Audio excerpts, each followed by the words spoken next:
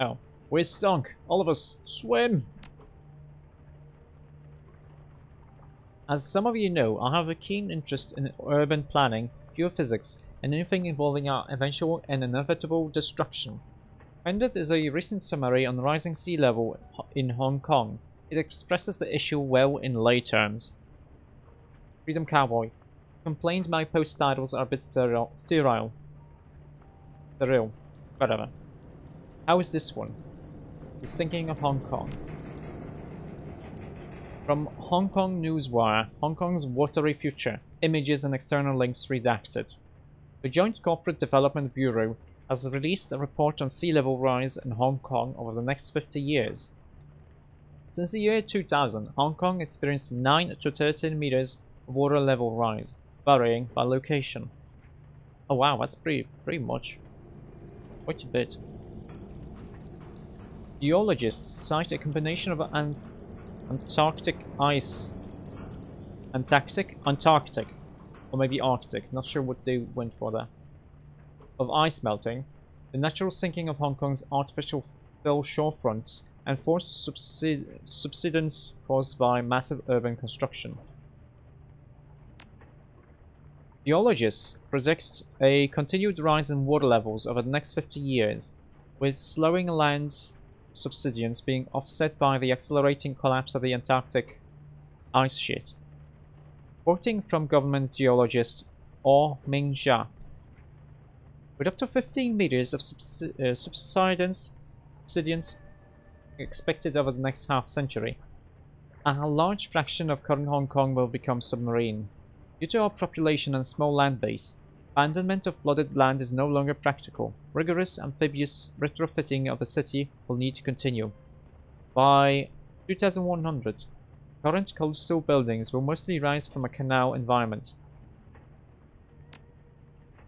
Engineering studies indicate that major improvements will be necessary on the coastal seawalls and the Victoria Harbour's Shirang Wall, officially the anti-typhoon automated harbour defence jetty. Coastal protections will need to be raised by a half meter per year to counteract the total effect of rising sea level and the worsening severity of super typhoons. The Development Bureau estimates this may cost 250 billion new yen over the next 5 decades. Climatic models suggest that by 2100, storm surges impinging on Hong Kong's shores may exceed 3 meters in height, and wind-driven waves during severe storms may reach 15 meters. End of article. White Prism. So you're going to be running jobs from gondolas in 50 years? That's the message? When one does some simple financial modeling and extrapolates the worsening severity and frequency of super typhoons, along with a geological outlook, the actual message is that it may be necessary to abandon Hong Kong. White Prism. WPI, take it back. Keep your sterile titles. What's so endearing about you is that you talk about the grimmest things like an accountant. Freedom Cowboy. Double entry accrual accounting is an amazing system. If more operators took an interest in it, they would have much better long-term financial security, as well as be better able to interpret and manipulate materials encountered during their work. White Prism. It's pretty ironic that your handle shortens to WP, normally associated with white phosphorus. Oh, that's why I thought it was strange. Okay, Hatch. Actually, Hatch, it's not. It's really not. White phosphorus is exceptionally useful, not merely because of its hypergolic ignition and the fact that once burning it is chemically immune to water quenching, but also because of its high adhesion and biotoxicity. I don't take pleasure in these qualities, but I appreciate them. Yeah, it's a perfect weapon for killing people. Yeah. Okay, do we have anything for sale? No.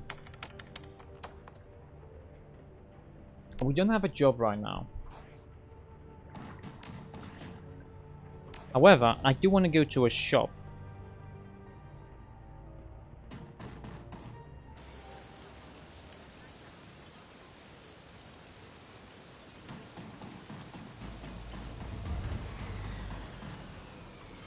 Oh.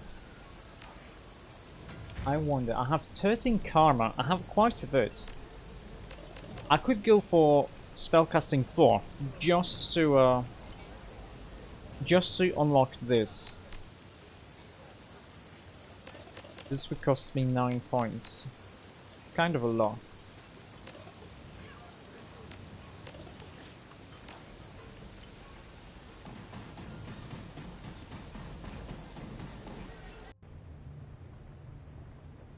Oh, hey! It's this guy. Was it Algernon? Hello, mysterious self. I don't remember his name. This austere, refined-looking elf is browsing the shop's collection of talisman, herbs, and crystals. Noting your approach, he turns to face you. Good evening, my friends. I hope it's been a pleasant one. It's been pretty good so far, you? The elf cocks his head, considering the question. I have definitely had worse nights, without a doubt. As I suspect, have many who lived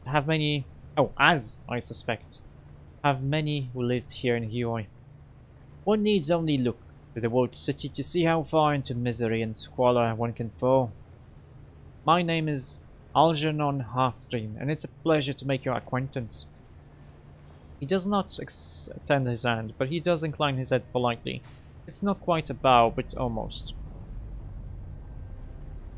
Have you been to the walled city? No. There's a leaden finality to Algernon's tone.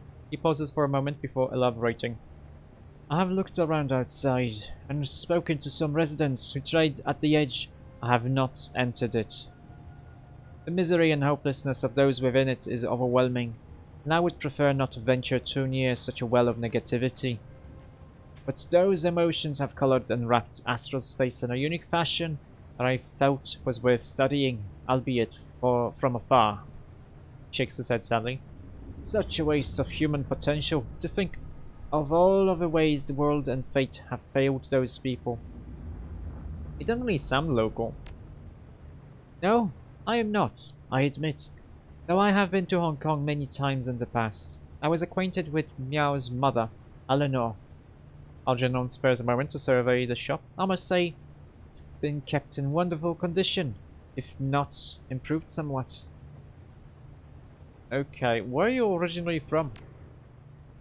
I have been traveling my entire life, and rarely staying one local for long. I would consider nowhere and everywhere my home. When you speak as many languages as I do, it's inevitable that they begin to bleed together. Though I've always had a particular fondness for Cantonese. It has a lyrical quality very few other languages can match. Okay. Are you a mage or a shaman? What makes you think I am either of them? Perhaps I am simply an inquisitive soul. He smiles and gestures towards the racks of magical accessories on the wall. Of course, a merely inquisitive soul would not be interested in purchasing any of this. Perhaps I am both, or neither. The nature of magic is fluid, especially in these tumultuous times. So soon after the dragons have awoken, too many people try to draw binary divisions between methods of thaumaturgy. At the heart of things, there is will, there is power, and there is change. You got pretty cool eyes, though. Do I? I never really thought about them, to tell you the truth. They allow me to see in there our relationship ends. Surely there must be many people in Huoi with interesting eyes. Cyber surgery is so common these days as to be almost routine.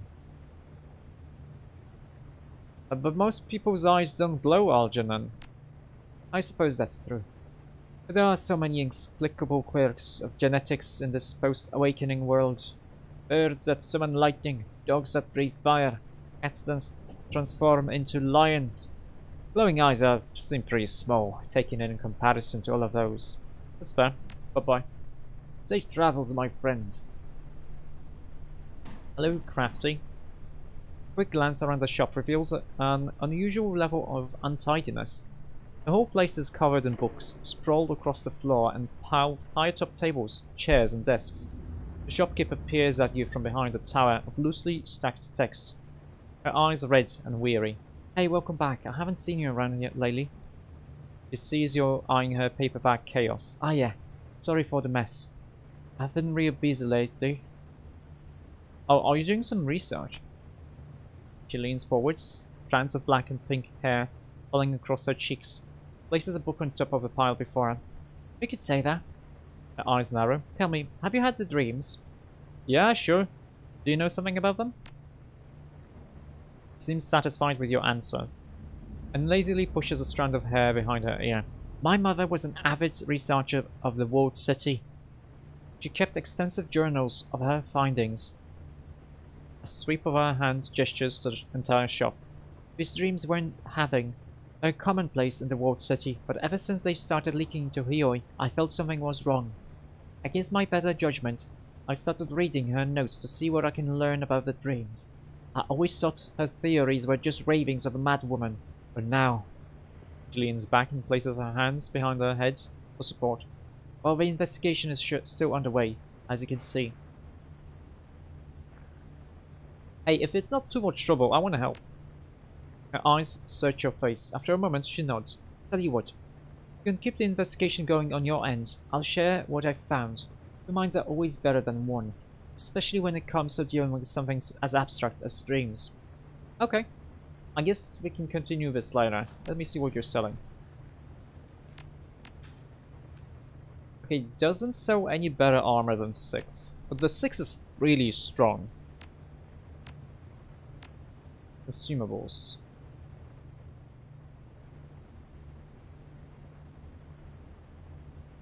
I may buy this one, not this one yet. So I may just put 1 point into spellcasting, 2 points into spellcasting, so I get 2.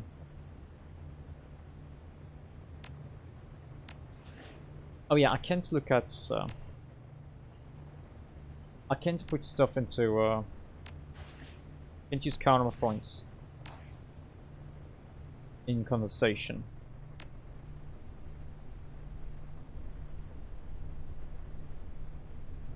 Oh, that's why.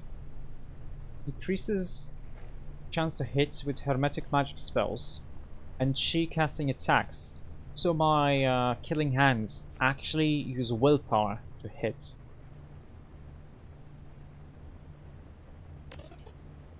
If I do this, I won't be able to do these two.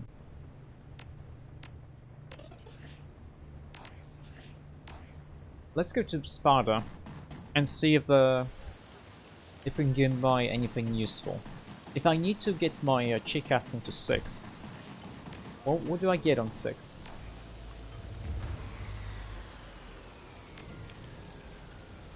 Increased spellbook slot. So nothing really needs 6. Well, let's see what Sparta's Shen has to sell. Leaning against the weapons table, Shen rests one hand atop a glass-covered case. Inside the case is a thin Chinese sword, a Xiaoan, with an ornate grip and blade etchings. A small label on the side of the case reads, "For White Ming." Oh there, this. Come to find a blade, or maybe some ginseng and peony root. Hey, how did you know my name? I never told you. You think all I do is sit on this boat and wait for you to show up? Come on, you're Kami Cheng's pet Shadowrunner. Your name's all over Hioi. Shen grins, gesturing at you. You stand out, man. That's a good thing. It means you're becoming somebody. Not saying one of the forgettables. Not staying. Shen stands, twisting left and right to a chorus of cracking vertebrae. So, what do you need today? What's with the sword? This little thing? Shen runs one hand over the last stop of the case, smiling fondly. This is a masterpiece. Crafted by my own hands, as a gift for White Ming. It is being elevated to a red pole. 120 centimeters in length. That's a pretty long sword. Aren't most like swords about 90 centimeters? 3 feet?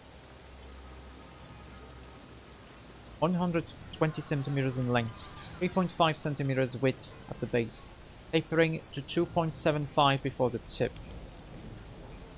Half a centimeter in thickness, and with a twining dragon motif along the fuller, and it lights on fire when the appointed owner holds it. Oh, very nice indeed. Shen's annoyance is as glass shards in the reply. Nice is a bouquet of orchids. Nice is a fine meal after a hard day. Nice as a pleasant weather while you relax on your boat. This isn't nice. This is a masterpiece. Few red poles in any tribe can claim a weapon as fine as this, and none of them are masters of Wudang swords like White Ming. His skills with the Xiaoan are peerless in Hong Kong, and any who face him in combat will know when he draws his sword. They have no chance against him. Nice indeed. Ah. Okay, what goes into making a sword like this? Time, patience, good steel stock, to be certain, a fair amount of alchemical materials like orichalcums, crystals, etc. The real key is human bone. The old Chinese masters would throw in human bones when folding the steel. The phosphorus does something or other to the carbon and iron, and I can't really explain it because I'm not a metallurgist. I just do what I learned on the mountain. But it works, believe me. It gives the blade a soul. It's not so much the edge that cuts, but that soul. It's why weapon 4C go through spirits like a knife through butter. Okay, so he doesn't have better weapons. I mean, we could increase... We could buy this punching dagger, but I'm not gonna want it because it needs close combat. We are gonna need some close combat anyway, but... 9 ninja suits. I'm getting 3 more armor would be nice. Oh, we can get mystic armor. Chi casting 6. Casting 5. So I need chi casting 6.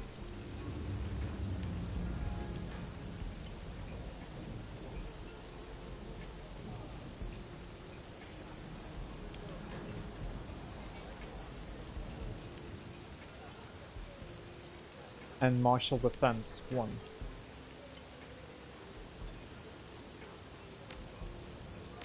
Okay.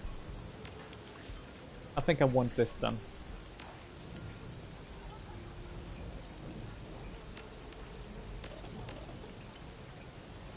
It doesn't say that this is gonna unlock my thing.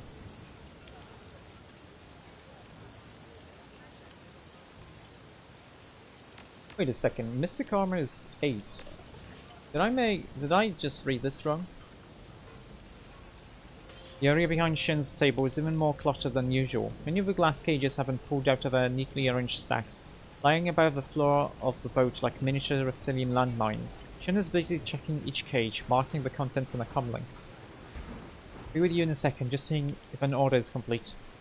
Ball python check, Asian keelback check, Mexican vine snake check, Indian eggs eating snake stirred soup, good.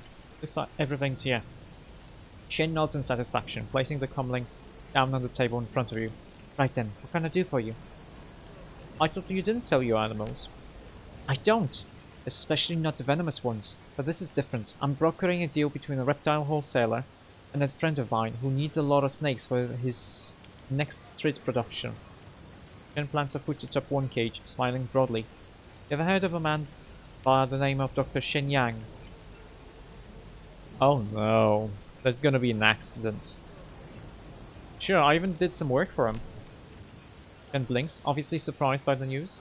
Well, however, I knew that dirty little dwarf got around, but I didn't think he'd hire freelancers to handle something I could.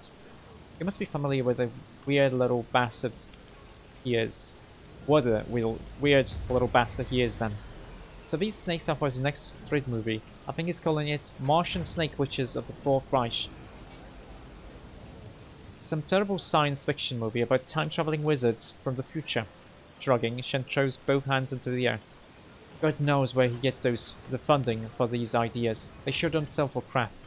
This one time he wanted to make a treat show starring me, White Ming, and the rest of our crew. It was going to be about daily life in a triad, but he wanted to make it a sitcom. I don't really know what's so comedic about extortion, racketeering, and assault, but that's his strange little brain for you.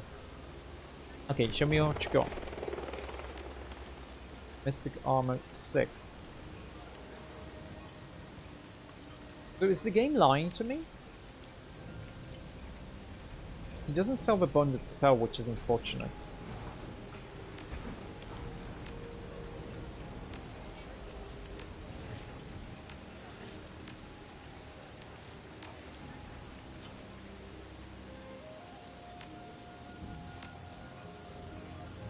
Yeah, this is Mystic Armor.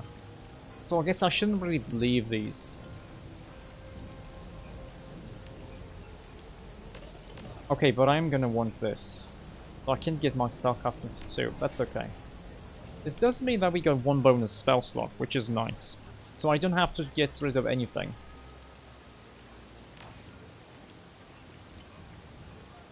Okay, show me what you got. We do want the Mystic Armor. And do want Martial Defense. Light cover bonus against incoming attacks for 4 rounds. It's only active though, which is a shame.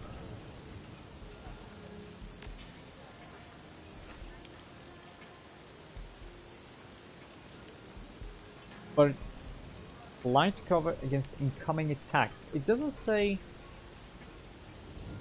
that it's like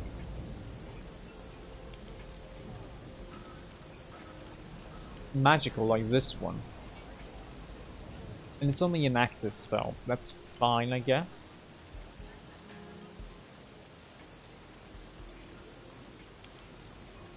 It's 1,600. That's kind of expensive. I could get my ninja suit to get some more armor.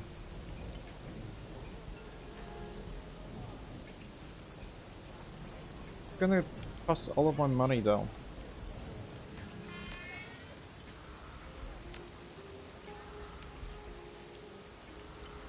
Oh yeah, we have all of this. Oh yeah, I have some drugs.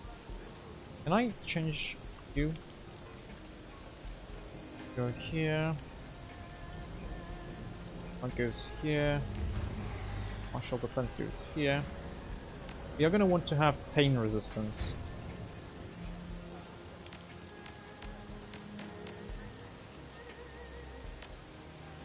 I mean, light cover is nice. I don't remember how much it's. Oh, it's kind of cool. Okay, keep safe, Shen. Wait, I want to sell some of my stuff. Wait, I can't? Oh, there it is. Sell this.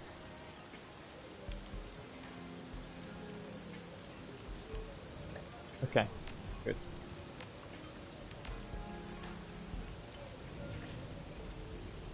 So I only have 1 karma left.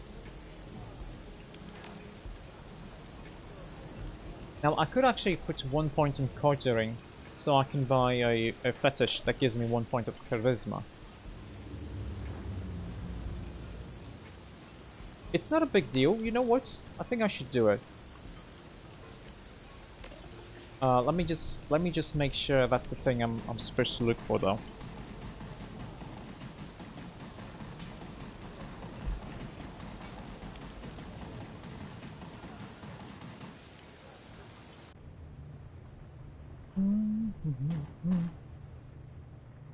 A heavy scent buffets your senses. The scent of pure, unadulterated book. Woody, musky, dusty. Light herbal incense from before seems like an afterthought in the wake of paper smell.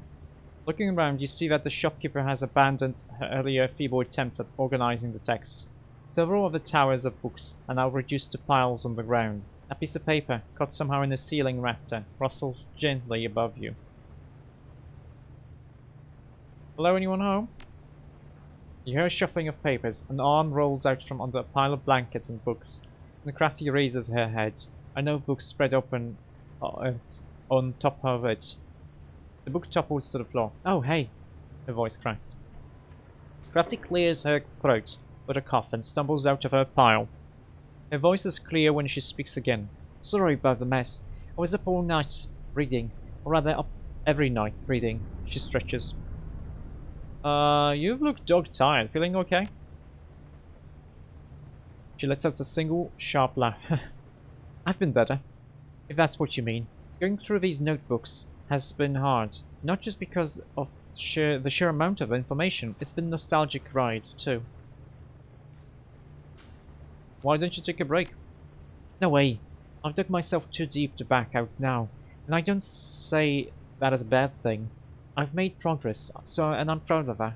The sooner I figure out these dreams, the sooner I can rest. And trust me, Fist, I'll make up for it in spades and naps. Okay, yeah, just don't work yourself to death. That wouldn't achieve much, would it? Wouldn't achieve much, would it? And it isn't all bad. These journals are just as exciting as they are laborious. Laborious. Okay. So what's the latest? Latest. She walks over to a glass table and starts tossing books off of it. As she digs through them, you realize the table is not actually a table, but a glass display case full of dried medicinal ingredients. Crafty withdraws a notebook from the pile, its binding unraveling. The pages holding on for dear life. Here we go. This one's loaded. With what? Got a couple big finds. Mum's notes are a mess, so I boiled them down to the most important information, an exorcism and the Yama Kings. Where do you want to start? Oh yeah, the Yama Kings. Crafty turns to a page marked with a red sticky note. He looks up at you. Tell me, how much do you know about the Yama Kings? Only what I've heard here and there. Gilbert told me about them. Or was it Isabel? Isabel told me about them, but she doesn't believe in them. Personally, I'd only heard about the Yama Kings in fables and myths. Things to scare children to sleep, to inspire awe. As you can guess, intimate knowledge about imaginary beings is largely non-existent, and here, she taps the page, we find the demons of the walled city. Through my mother's excursions into the slum, she came to learn that its residents had their own unique Yama Kings, different from the traditional ones. The people there are segregated from the rest of Hong Kong. Over time, they came to believe that their home was possessed by local demons. Makes sense, considering the place penchant for crime and disaster. So what were they like?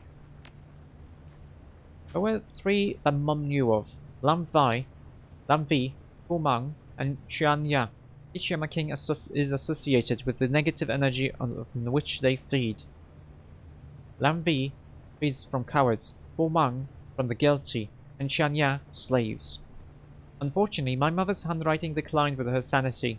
She rubs her forehead in frustration. She has a lot of details in here about these local Yama Kings, but I could only make out bits and parts. There's a list. Something here about her mouth twists sideways and her eyes squint, straining to read the notes. Rules?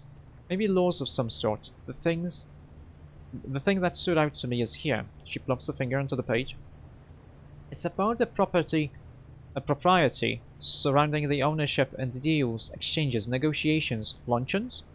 Now that last part can't be right. Anyway, it says the Yama Kings, under rules or laws, must adhere to the terms of a deal. There's something else, but... She sighs and flips the paper onto the counter. Nope, sorry, can't read anything past that. You know, it's strange to me that Mum found these mystical beings significant enough to mention in her documents. It makes me wonder if she thought they were real, or connected to the curse that she believed in. A thump, and Crafty closes the notebook. She casually tosses it back onto the display case. It's not the best lead, but I think that's a step in the right direction. Okay, and about the exorcism? She flips through the notebook, and after locating the right page, lays the book on the counter. Her index finger glides across the notes as she summarizes its contents. On one of Mum's trips to the walled city, she decided to check out an archway, an old crumbling relic that residents believed to be haunted. Mum wasn't sure about the hauntings, but upon entering the area she immediately felt that it was a place for concentrated chi. Yeah, I know someone who's mentioned the same arch. She's from the walled city. Crafty looks up from the notebook. I'd believe that. It's a fairly prominent landmark. Seems to me like most people from the walled city would at least have heard of it, if not seen it. What did they say? I can boil it down to creepy, I guess?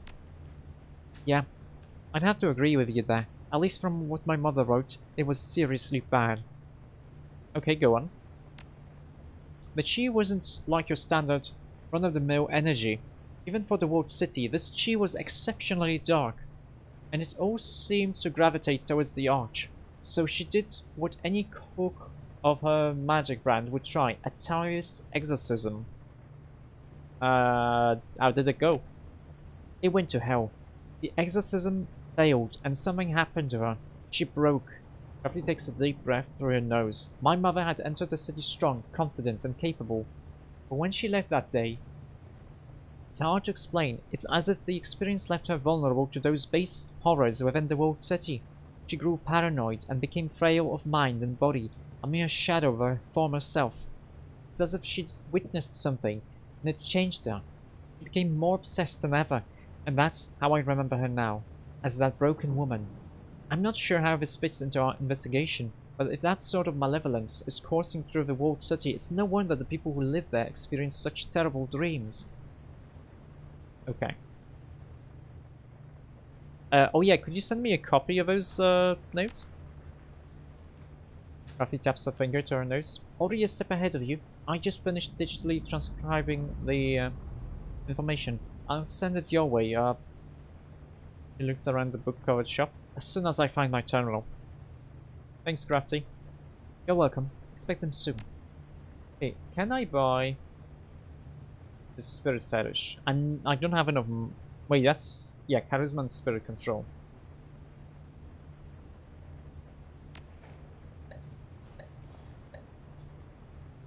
I can't sell anything.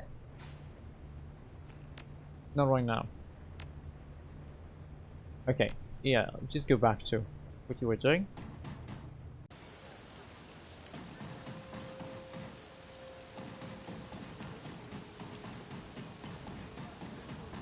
Apparently. Oh hey, there's a breadstick here. Hello.